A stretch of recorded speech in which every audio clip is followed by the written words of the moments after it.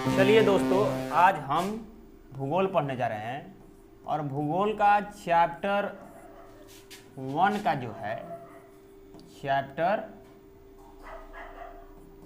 1 का unit number 4 जिसका नाम है जल संसाधन। ये बहुत आसान टॉपिक है क्योंकि जल है तो जीवन है, तो इसलिए जल है तो हम हैं, इसलिए हम आज जल के बारे में बहुत अच्छे से जानकारी लेंगे। चलिए तो स्टार्ट करते हैं। जल संसाधन, आपको पता है, आप बहुत पहले से ही पढ़ते आ रहे हैं कि पृथ्वी जो है, पृथ्वी के 4 हिस्सा में से 3 हिस्सा पर क्या है, जल है। तो 4 हिस्सा में से 3 हिस्सा यानी कि 71% भाग पर जल है। 71% भाग पर जल होने के कारण पृथ्वी को नीला ग्रह कहते हैं। जब भारत से राकेश शर्मा गए थे कहाँ, अंतरिक्ष में, तब पंडित जवाहरलाल नेहरू उनसे पूछ रहे थे कि पृथ्वी ऊपर से मतलब अंतरिक्ष में से कैसा दिखाई दे रही है, तो उन्होंने बताया कि पृथ्वी कैसा दिखाई दे रही है, नीला। तब पृथ्वी में अधिक जल होने के कारण पृथ्वी कैसी दिखाई देती है, नीला ग्रह। इहो आपको पता है कि 4 भाग में से 3 भाग पर क्या है, जल है। तो नीला ग्रह के साथ साथ इसके वो जलीय ग्रह के भी संज्ञा दी जाती है, मतलब जलीय ग्रह भी कहा जाता है। आइए, जल संसाधन का पृथ्वी पर बंटवारा है, आइए समझ लेते हैं। जैसे मान लीजिए ये आपका पृथ्वी है, अच्छा रुक जाइए, इसे इरेज कर लेते हैं। ये आपका पृथ्वी है। तब पृथ्वी के बीचों बीच में एक लाइन गुजरती है जिसका नाम है भूमध्य रेखा, या इसका नाम है विषुवत रेखा। आइए लिख देते हैं, इसका नाम क्या है, भूमध्य रेखा, या इसी का नाम है विषुवत रेखा, विषुवत रेखा। तो विषुवत रेखा के ऊपर वाला भाग को उत्तरी गोलार्ध कहते हैं और नीचे वाला भाग को दक्षिणी गोलार्ध कहते हैं। तो जो ऊपर वाला उत्तरी गोलार्ध है इसमें ज्यादा स्थल है, क्या है, स्थल। और नीचे वाला पर क्या है, मतलब दक्षिणी गोलार्ध में क्या है, ज्यादा जल है। इसलिए दक्षिणी गोलार्ध को जल गोलार्ध कहते हैं और उत्तरी गोलार्ध को स्थल गोलार्ध के नाम से जानते हैं। चलिए आगे देखिए, हम मान लेते हैं कि पानी जो है आपका 100% है और 100% पानी में से 96.6% पानी जो है ये लवणीय जल है, मतलब समुद्री जल है, जिसे आप पी नहीं सकते हैं। इसका मतलब कि 2.4% जल जो है हम पी सकते हैं, और इसमें भी और भी जल है जो बर्फ के रूप में है। तो बर्फ के रूप में है जैसे क्या क्या, अंटार्कटिका, ग्रीनलैंड, पर्वतीय, इस सब पर बर्फ के रूप में जल है और वो पानी हम पी भी सकते हैं। तो 100% मान लीजिए पीने वाला पानी है, जिसमें से 75% पानी बर्फ के रूप में और चाहे हिमनद के रूप में, मतलब कि हिम का बर्फ नदी बहता है तो उसे हिमनद कहते हैं। जैसे देखिए, हिमनद के रूप में पाया जाता है। अब 25% भूमिगत जल स्वच्छ जल के रूप में उपलब्ध है। जो धरती के अंदर जल होता है उसे भूमिगत जल कहते हैं, और वही जल हम लोग क्या करते हैं, पीते हैं। तो 1% पानी पीने लायक है, माने हम लोग पीते हैं, ऐसे 2.4% है, जिसमें से और बर्फ के रूप में है। चलिए, हमको लगता है कि ये समझ में आ गया। देखिए, हमारे भारत देश में बड़ी बड़ी नदियाँ भी है, जिसमें 2 बड़ी नदी का नाम आपके बुक में उजागर किया गया है। ये नदी है ब्रह्मपुत्रा नदी और आपका गंगा नदी, 2 नदी। ब्रह्मपुत्रा नदी विश्व के 10 बड़ी नदियों में आती है।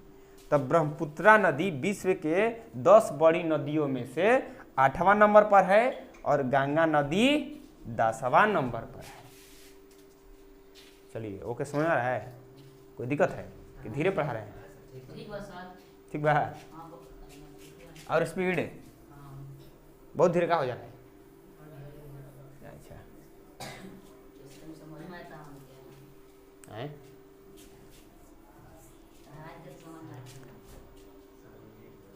है, डिलीट हो गई?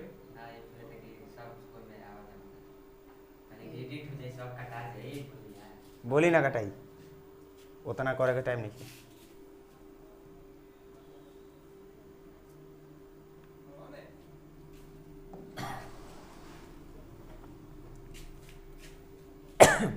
चलिए तो फिर से दोस्तों, जल संसाधन देखिए, हमने आपको बताया है जल ही तो जीवन है, लेकिन हम इतना बेवकूफ़ आदमी हैं, हम या बहुत सारे लोग जो जल को धीरे धीरे बर्बाद कर रहे हैं।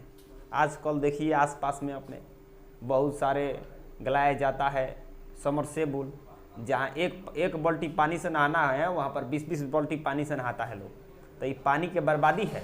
तो देखिए याजे से पानी नहीं बर्बाद हो रहा है, जब ब्रिटिश सरकार भारत में आया था उसी समय से पानी बर्बाद हो रहा है, ऐसा नहीं है। देखिए यहाँ दे रहा है 1951 में एक व्यक्ति को एक दिन पानी पीने के लिए 5177 घन मीटर था, अब फिर ही घट गया। अब 2001 में 1829 घन मीटर एक व्यक्ति एक दिन में पानी पीता था। अब फिर 2025 में संभावना है कि ये घटकर मात्र एक व्यक्ति को 1342 घन मीटर ही पानी मिलेगा। इसका मतलब दिन पर दिन पानी जो पीने लायक है ये घट रहा है, अर्थात पीने वाला पानी अनवीकरणीय संसाधन है, और जो समुद्र वाला महासागर वाला पानी है वो आपका नवीकरणीय है, लेकिन पीने वाला पानी नवीकरणीय संसाधन है। अब देखिए पानी कहाँ कहाँ से मिलता है, हमें कहाँ कहाँ से पानी आ सकता है। तो जिस स्रोत से जल हमें मिलता है उसे जल स्रोत कहते हैं। तो 4 गो स्रोत है जल के मिलने का। जल के स्रोत कौ गो है? 4 गो। आइए इसको हम लोग समझ लेते हैं। धरातलीय जल, भूमिगत जल, वायुमंडलीय जल और आपका एक महासागरीय जल। जो धरती पर है जल, जो अपने आसपास नदी देखते हैं, गढ़ा, तालाब, ये सब आप देखते हैं, ये सब भूमि पर जल है, धरातल पर जल है, तो इसको कहते हैं धरातलीय जल।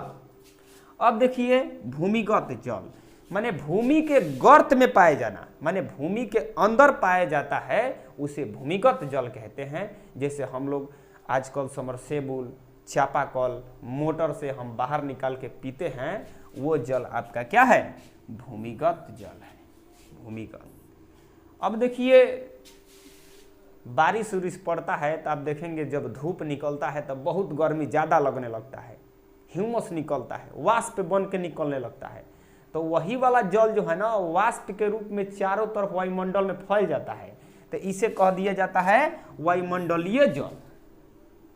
आज जितना देखिए बहुत आजकल देखिए बहुत बाढ़ आया हुआ है, ये सब पानी जाता है आपका महासागर में। ये जितना महासागर में पानी जाता है उन सब पानी को कहते हैं महासागरीय जल। और वह जल जो होता है आपका खारा होता है, लवण वाला होता है, मतलब नमकीन जल होता है। ठीक है। अब देखिए जल का स्रोत क्या है। तो सबसे पहले अगर वर्षा नहीं होगी तो जल नहीं होगी। तो पृथ्वी पर जल का सबसे मुख्य साधन क्या है? वर्षा। और सबसे ज्यादा जल कहाँ रहता है? तो महासागर में जल रहता है। क्लियर है टॉपिक? अब आगे बढ़ते हैं, कुछ जीके वाला बात हम लोग ले लेते हैं, कुछ जीके वाली बात पढ़ लेते हैं। आइए, पृथ्वी पर जो है, चलिए थोड़ा ऊपर कर लेते हैं, 4 महासागर है जो आप लोग 6 क्लास में पढ़े हुए होंगे। ये महासागर के बारे में प्रशांत महासागर है, अटलांटिक महासागर, हिंद महासागर, आर्कटिक महासागर, ये 4 महासागर है। और सबसे बड़ा महासागर प्रशांत महासागर है और सबसे छोटा महासागर आर्कटिक महासागर है। और बहुत गहरा भी है। आइए जीके में यहाँ लिखा गया है कि सबसे बड़ा और गहरा महासागर प्रशांत महासागर और सबसे छोटा महासागर आर्कटिक महासागर। और पृथ्वी पर जो जल मौजूद है उसको दो भागों में बांटा गया है। एक आपका है मृदु जल यानी मीठा जल, पीने में मीठा नहीं लगता है, कोई इसका रंग नहीं होता है, रंगहीन होता है जल। एक है खारा जल जो नमकीन होता है। समुद्र का जल क्या है? नमकीन जल है, खारा जल है। आइए और भी कुछ हम अब आपको पढ़ा देते हैं, कुछ है जीके टाइप पर क्वेश्चन जो आप लोग जानते होंगे।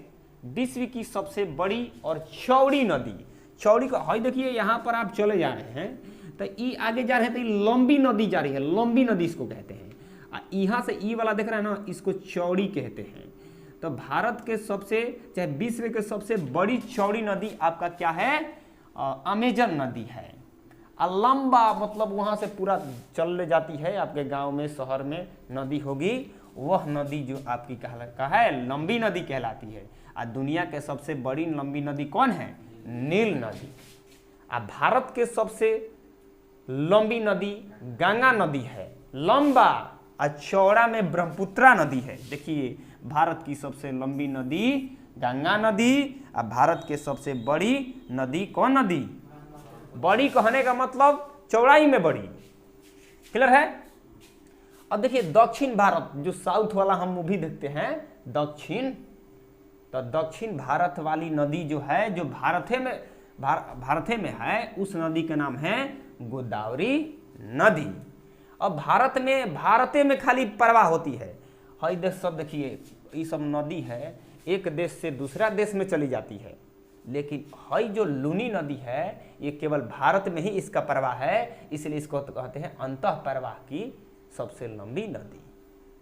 प्राणियों में ही तो आप लोगों को पता है, ये इंपॉर्टेंट क्वेश्चन है, भी यही सवाल है, एग्जाम में आने की संभावना है कि प्राणियों में कितना प्रतिशत जल होता है? 65%। और पेड़ पौधों में 65 से लेकर 99% तक जल होता है। चलिए